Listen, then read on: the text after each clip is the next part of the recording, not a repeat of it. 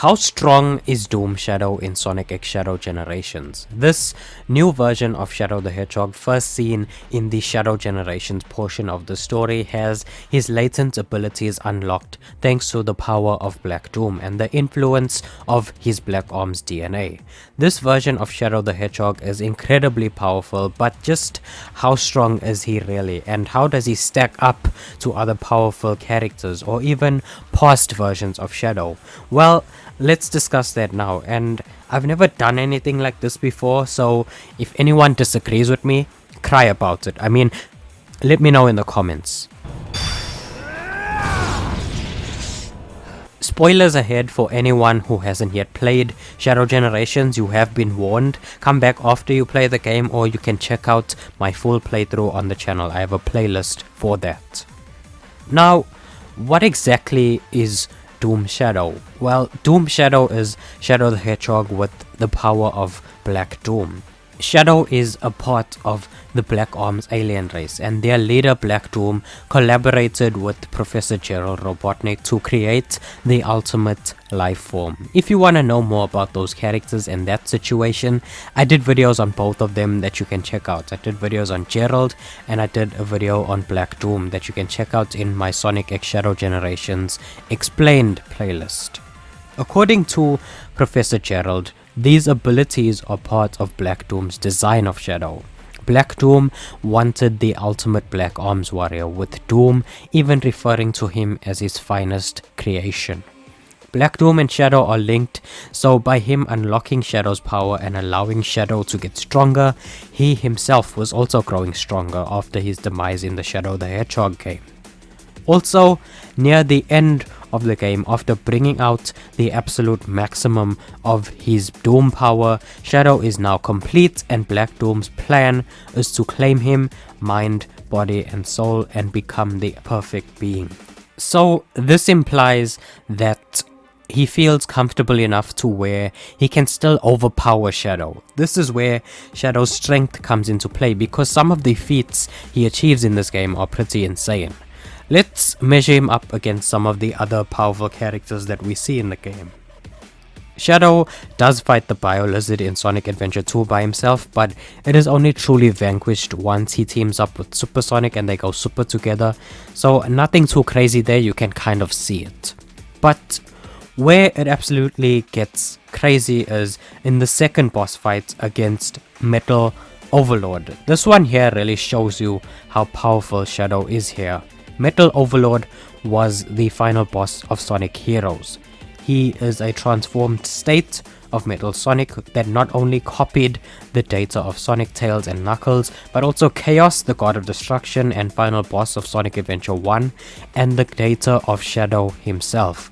So Metal Overlord can use all of their powers and abilities, including Shadow's Chaos control. Shadow does fight Metal Madness as a part of Team Dark, which is the previous form of Metal Overlord, but this is just a means of buying time for Sonic so that they don't do much damage to Metal Madness in that game. Even Super Sonic couldn't do any damage to Metal Overlord. It takes the combined power of Super Sonic along with the super powered Tails and Knuckles to do a super team blast to damage him. But here in this game, Shadow is able to defeat Metal Overlord by himself. So Doom Shadow at this point is more powerful than any super character or any previous boss characters up until that point, and this is when he isn't even complete yet. We also have a quick run-in with Sonic where they do fight each other, but Shadow is sort of reluctant. He holds back in this fight and refrains from using his Doom powers because he thinks it'll be unfair. So it is implied that Generation Shadow is stronger than Generation Sonic, and this Sonic is also insane because he was taking out a lot of past enemies as well in this game. Characters that he would normally fight in his super form were getting smoked by base form Sonic, and this Shadow is even stronger, so it is implied.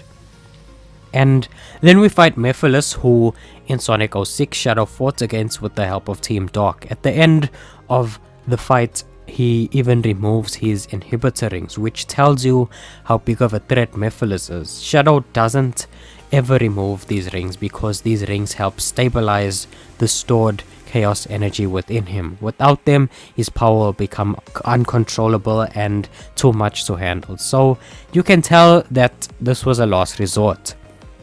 Now, this go around, Shadow doesn't even need to do that, and he dispatches of Mephiles anyway.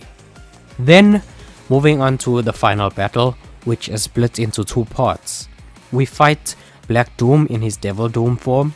Shadow previously defeated Devil Doom as Super Shadow, so this time we don't even have the luxury of our super form being available, and this Devil Doom is a lot stronger than the one we faced previously, but still, thanks to the Doom powers, we are able to fight and do damage to Devil Doom and defeat him.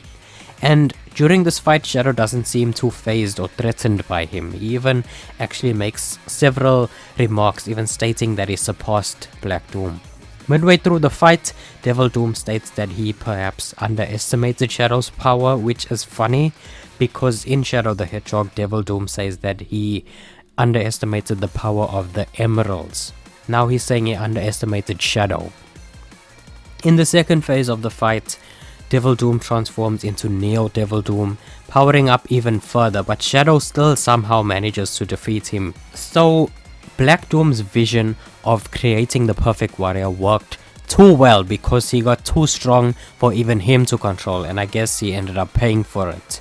I guess he thought that this time, since Shadow didn't have the Chaos Emeralds, that he wouldn't go Super Shadow and that Shadow wouldn't be strong enough to defeat him, but Shadow's power and potential was far greater than even he realized. Again, Shadow does all this, beats all these enemies without the need of going super or removing his inhibitor rings. So Shadow in this game has surpassed even super level threats as well as past versions of himself. Now imagine how powerful he would be on top if he stacked his super form on top of these Doom powers, or if he decided to remove his inhibitor rings and further remove the restrictions on his power. Shadow is extremely powerful in this game. We all know that he's the ultimate life form and he was already strong, but just from the feats he achieves in Generations, this probably puts him up there as one of the strongest characters in the franchise. I honestly wonder how a Doom-powered Super Shadow would stack up against Super Sonic 2, because remember, in Sonic Frontiers, every boss fight was so powerful that you could only fight them as Super Sonic at bare minimum. So it feels like the power scaling of the franchise going forward is being taken up a notch. I might be biased though, but I think that Shadow would smoke Sonic in an all-out fight. But let me know what you guys think though. Please check out another video on screen. Like, share, subscribe. Peace out.